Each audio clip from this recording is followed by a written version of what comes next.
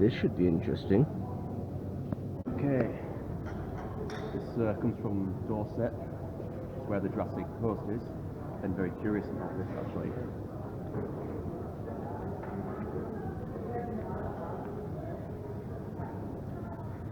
It's kind of sweet. It's not the best, but out of curiosity, it's worth the trip up there.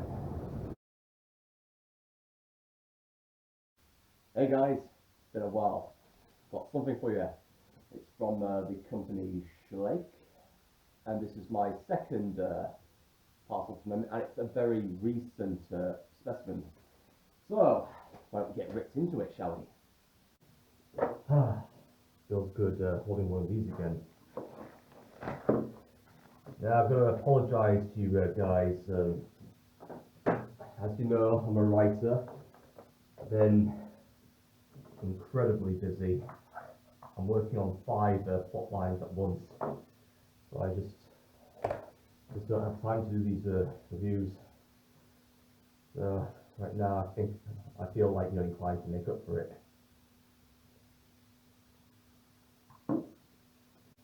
All right, ladies and gentlemen, here we've got the latest models from Schleich, which have been releasing quite a few new ones. And plus this, right, is a model I've been wanting to do a review on. And no company has released this sort of model, but I was actually surprised Schleich of all companies have actually released it. Here we have a Nothosaurus, that means false lizard. This marine reptile ranged from between 240 to 210 million years ago, and it occupied Eurasia, well, say Europe and China and that. This is when the continents were joined together. Well, it's called Pangea, but we won't go into that. But during the break of Pangea, that opened up new seaways and things like that. And there was like an evolutionary radiation. So reptiles, dominant at the time, had all these niches to fulfill.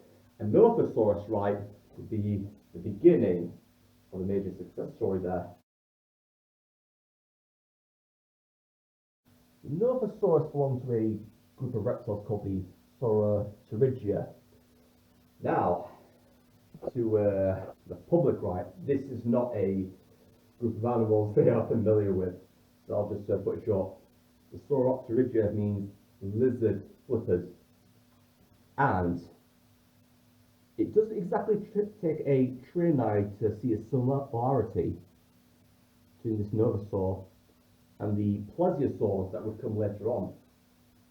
These things are actually in fact related. So it's been suggested that the Nothosaurs actually branched off into the shorter-necked, larger-headed pliosaurs. So you can see some resemblance here.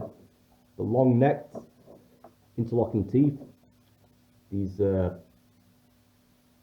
limbs that would eventually become flippers. This shortened down tail here. Now guys, I'm going to be honest with you here, this is not my branch, but I was just so eager to do a review on it. Then many species of Nothosaurs are discovered. They average around 3 meters, which I do see that's crocodile size, but some have been estimated at 5 meters plus.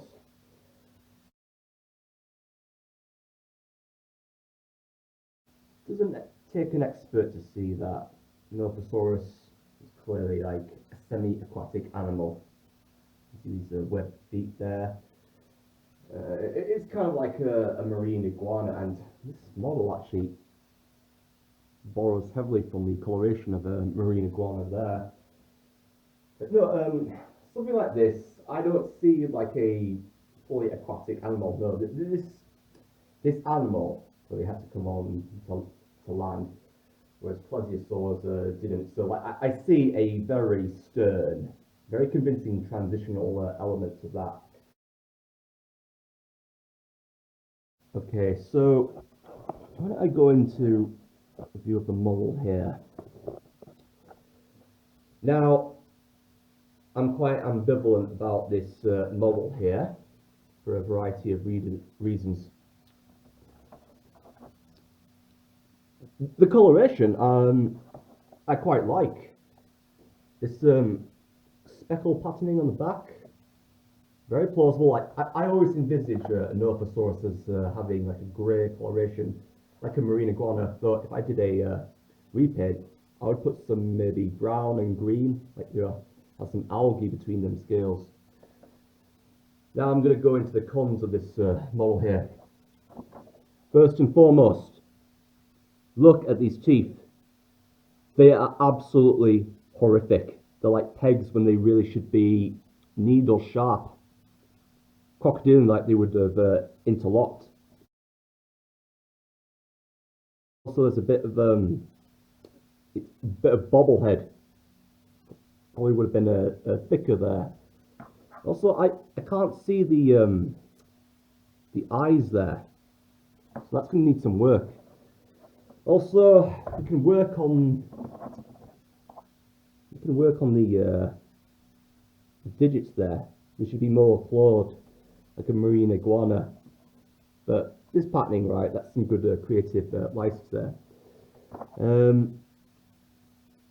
The scalation, right, surprisingly, that looks nice.